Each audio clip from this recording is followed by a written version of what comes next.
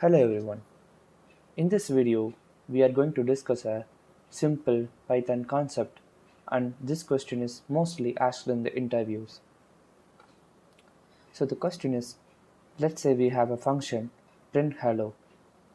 This print hello is called and the print hello will print hello world, but the expected output is it should print before hello and after hello, before the function and after the function. On one condition, we should not modify this print hello function.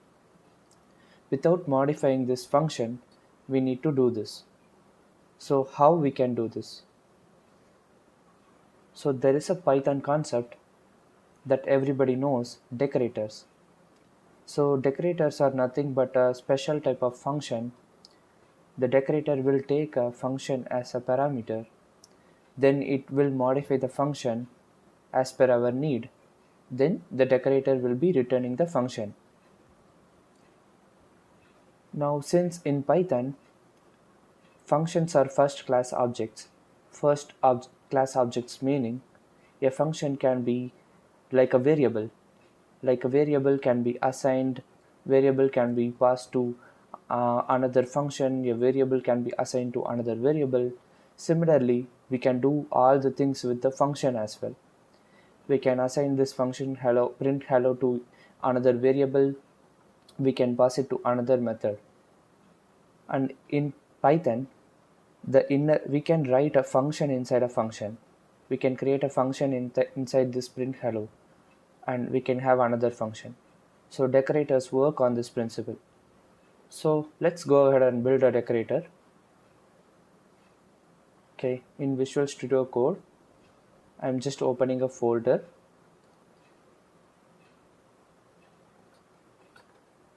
Let's call it as Python questions.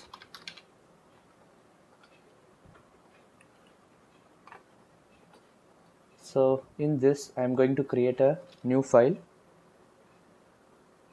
Let's say question1.py. Okay, let's go back to the question and copy these 2 lines of code. Now we have the function. Now we have to write a decorator. So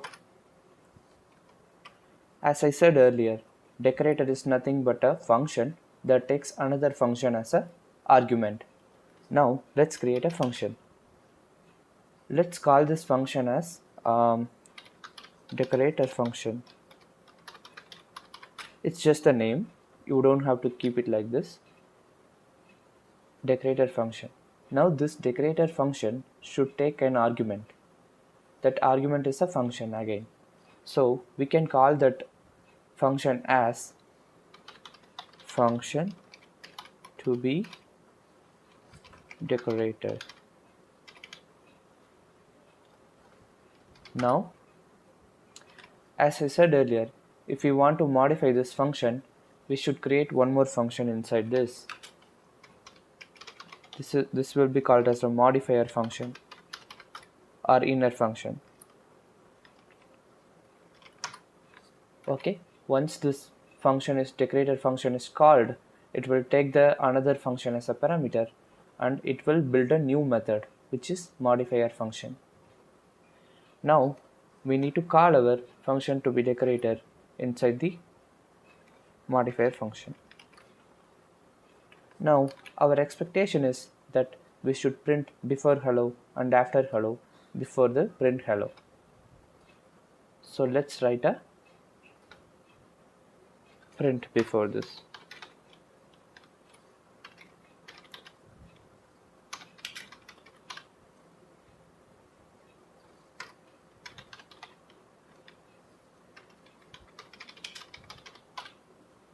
Okay. Now, so the function is created within this decorator function, but this function, it needs to be called. So how it can be called? Only if it is returned. So we have to return this function that is created. So as I said earlier, this decorator function takes a function as an argument and it modifies it and it returns the new function.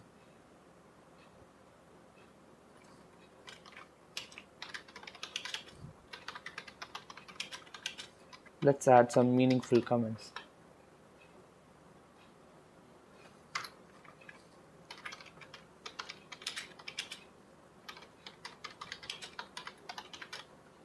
Okay. Here is where it calls the original function.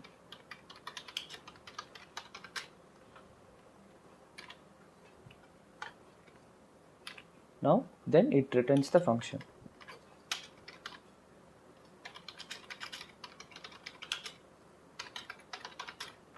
Returns the modified function. Now how do we call this function? So if you are learning Decorator for the first time, let's see what I'm going to type now. So I'm going to call this method directly and I'm going to pass this function as a parameter to this. Now I'm going to run this program.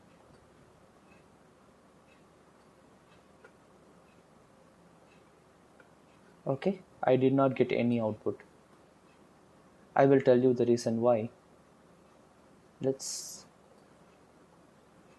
add configuration for Python file. This should call the py file when we just run it. Now if you see this decorator function,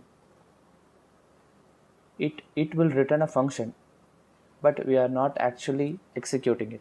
So to execute the function, we need to put the open bracket and close brackets. Okay, now as you can see, it printed the function before hello, hello world, after hello.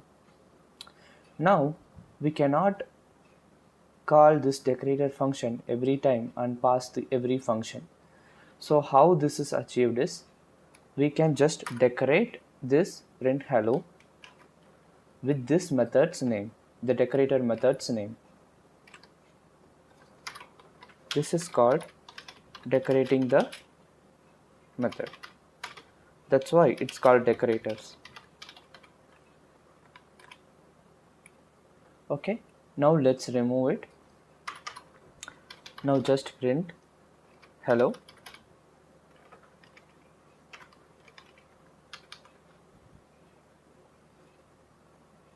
Okay, as you can see, the output is same. How this is working, whenever the print hello is called, it is going to, when the interpreter sees this decorator, it knows that the print hello should be passed to this function, decorator function, and it needs to be modified and it needs to be returned, then it needs to be executed. It is similar to what we did just now.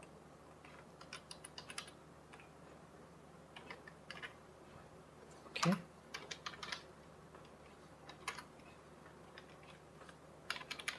Okay, so what is the practical example for decorators? So if you see, it takes a function, it modifies the function, right? But it is not modifying the actual method. It is just adding some functionality before and after. If you want, we can modify it. So mostly this is the same scenario with logging. So we can write a single logging decorator function and we can use the same decorator function for multiple functions. Like say for example, we can use it multiple times. I am going to create one more method, print hi, and this is going to print hi. Now I am going to decorate the print hi as well with the same decorator function. Now I am going to call print hi. Okay.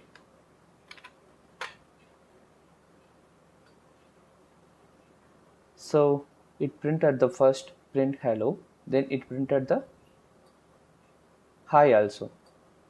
So we can use this multiple times.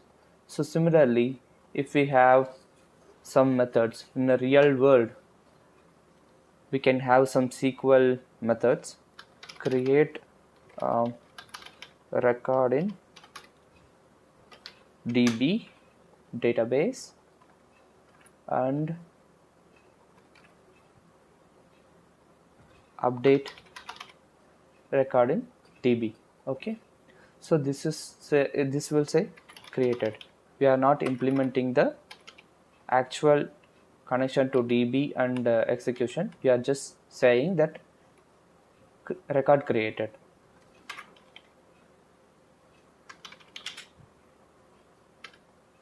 Here we will say record updated. Okay, now basically we want to see how much time create record and update record takes, at what time the create record started and what time the update record started and what time it's ended. So this kind of logging we can do using the decorators. Now let's change my name of the decorator to logging wrapper, because it is a wrapper for this functions. So let's call it as a logging wrapper. So here we can just say function or func. Now let's keep the name as it is for this. Now here I need to print the times, print the time when it is started and print the time when the function is completed. Okay, now let me replace it here. Now to print the time we need to import datetime. From datetime import datetime. Okay, now I am going to say like started function started at, okay, here we need to give the time, so we can write a f string. I will pass the datetime dot now. Now is a method. If it comes like in Visual Studio Code, if it comes like this cube, you need it it is a method. Okay, now similarly for this function completed and what is the datetime. So basically here we are printing, but actually it will be some log will be stored in some file, or log will be stored in a database log table. So here we are assuming that is going to happen, but here we have just print. Now there are two functions, one is create and there is update function. It will be very nice if I display if I log which function has started. So how to do that? So we can have one more curly braces, then inside the curly braces we can take the function and underscore name should give the name of the function itself. Same thing we can put it here. Okay, now as I change the decorator name, okay, first you create a record in DB, then update a record in the DB. Okay, let's execute this code now. Okay, as you can see, first create record in DB function. It will be nice if we put like this, function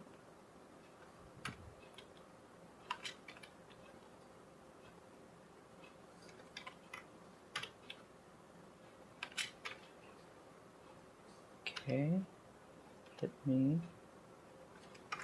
double quotes.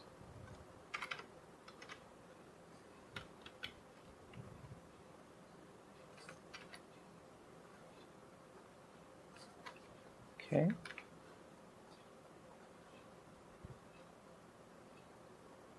if you see, first the function create record in DB started at